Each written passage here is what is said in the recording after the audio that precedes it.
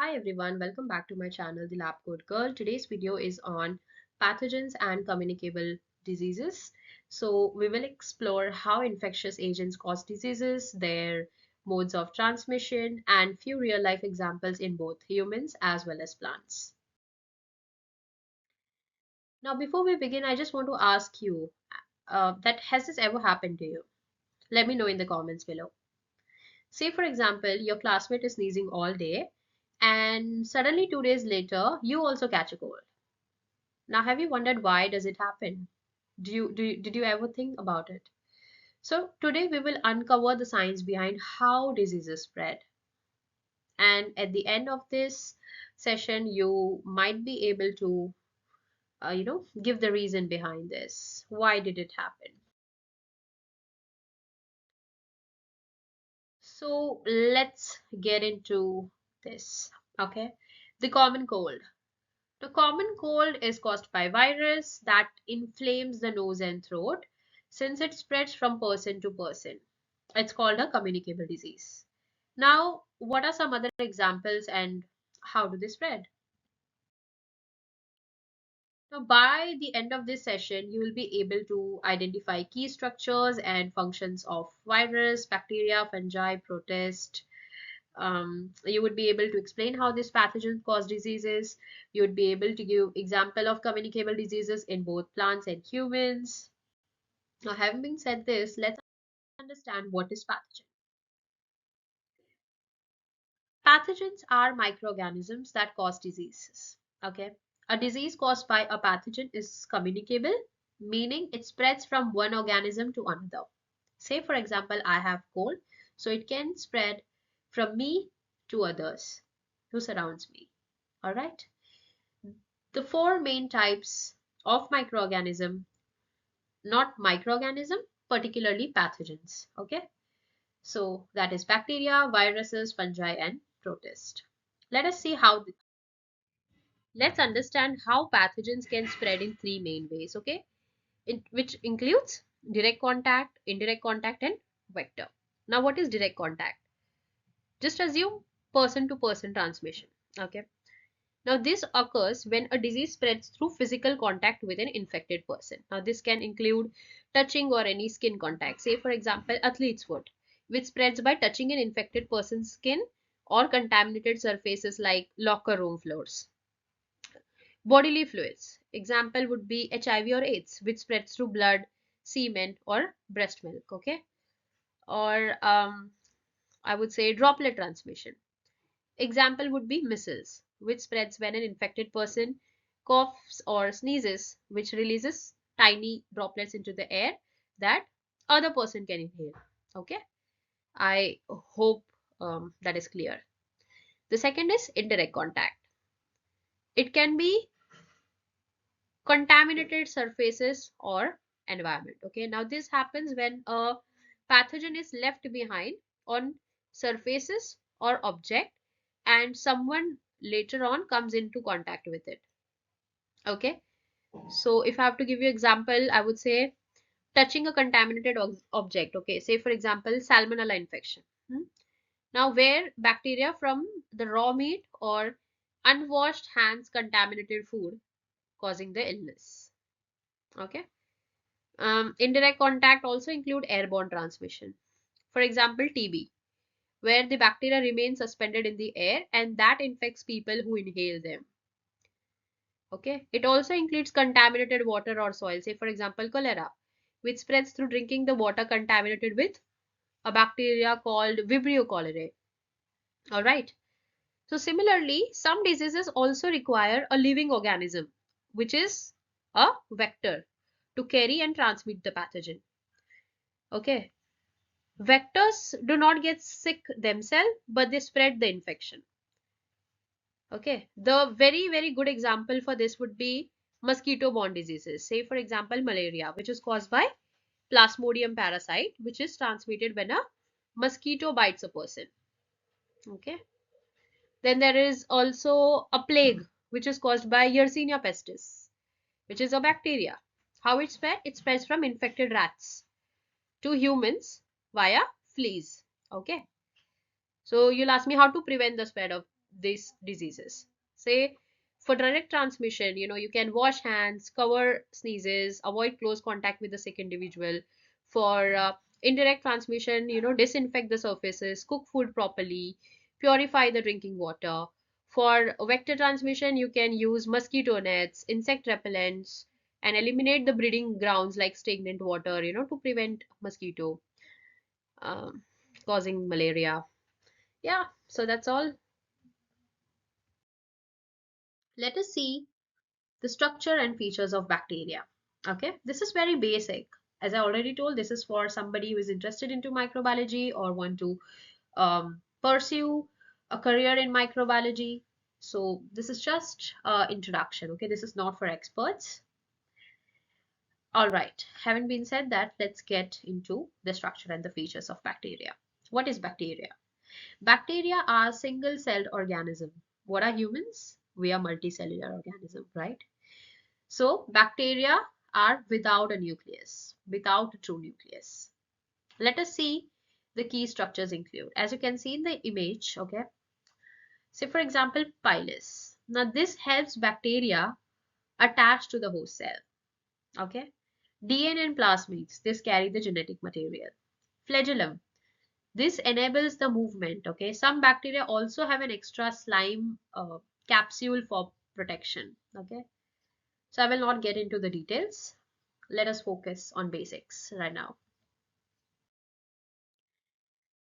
Let's see what are the diseases caused by bacteria. These are just few examples, okay. The first one is salmonella. Now what is salmonella infection? I assume that you also know typhoid, and most of us suffer from typhoid. Have you wondered what causes typhoid?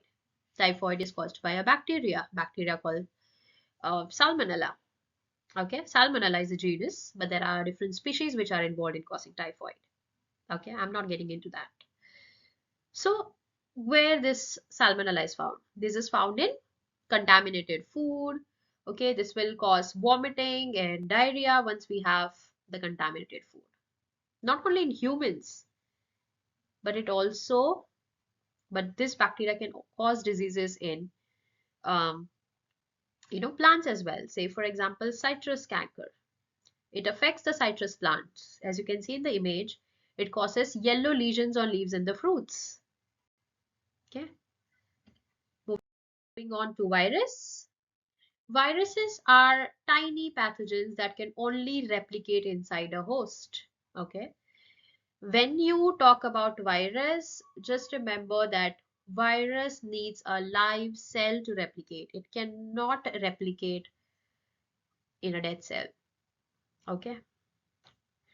So, unlike us, viruses have DNA or RNA as their genetic material.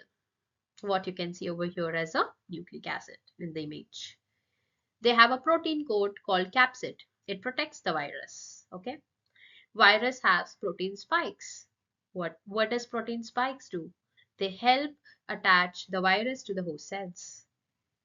Coming to what is membrane envelope. This is the optional layer for added protection to the virus.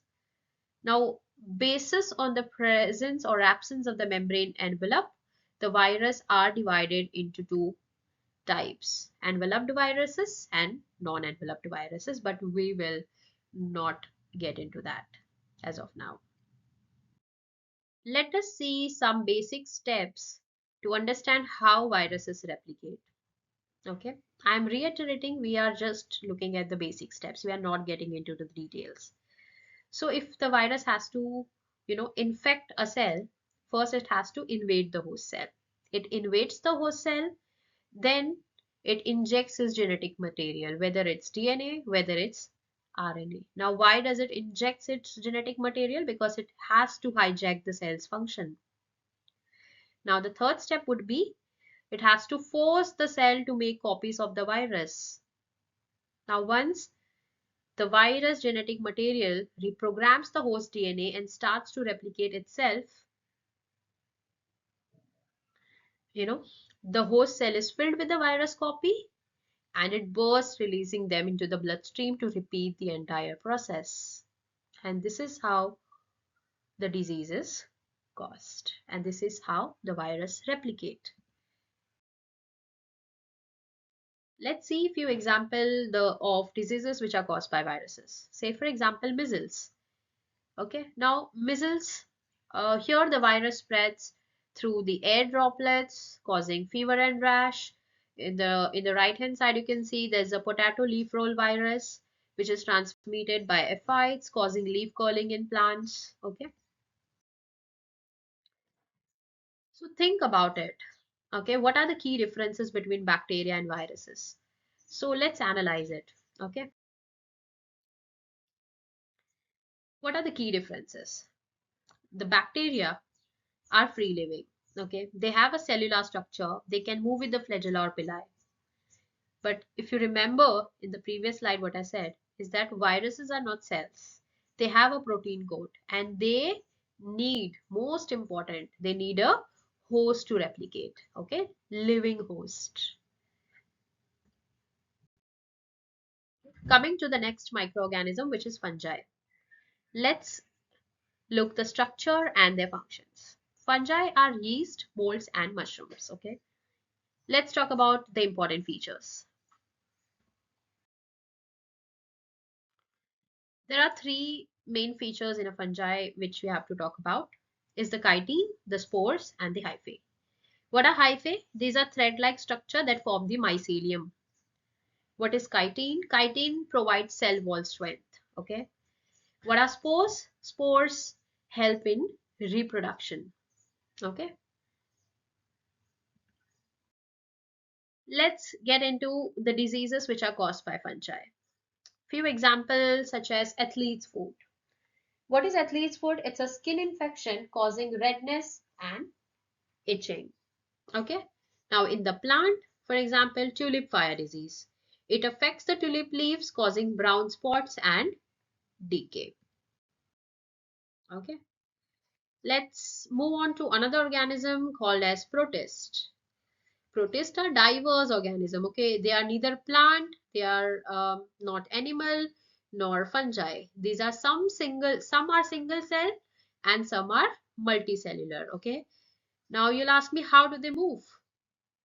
They move with the pseudopods. Now, what do you mean by pseudopods? Pseudo is false, pods is leg.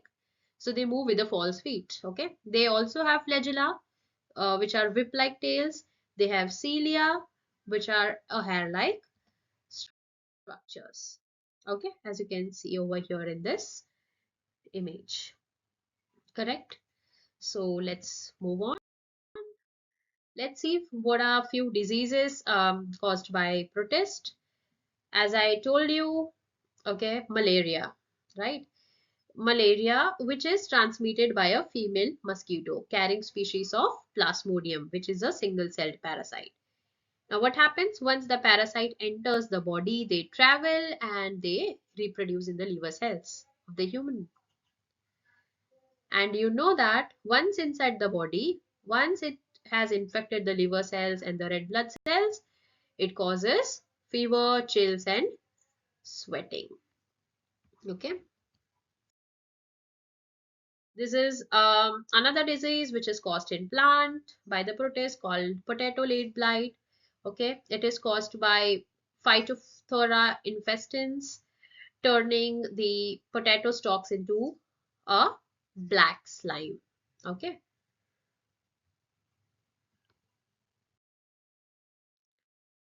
now how do these diseases spread? Are they direct, indirect, or vector borne? Now, if you can pause this video and you can check your understanding. Okay. So these are the answers. Okay. So I will not get into it again. That as we discussed, malaria requires a vector, which is a mosquito. Measles require a direct contact with infectious droplets to get infected with salmonella. It's a, it's an indirect contact is required with contaminated food or water. For athlete's foot, it has to be a direct contact with infected skin or contaminated surface. Okay. Just summarize this, okay, pathogens and their corresponding diseases, these are very a small list, okay, as I told you, just for your understanding. Okay, say for example, okay, these are the pathogens we discussed: bacteria, virus, fungi, and protist. What are the diseases they cause in human, and what are the diseases they cause in plants? We've already discussed this, so I will not repeat it again. Okay, so to give the credit and to conclude this presentation was adapted from a stock Canva template. I would really like to thank Canva for providing these resources. And if you guys found this session informative, don't forget to like, share, and subscribe to the Lab Coat Girl for more microbiology insights. That's all for today's video. Thank you so much. See you next time.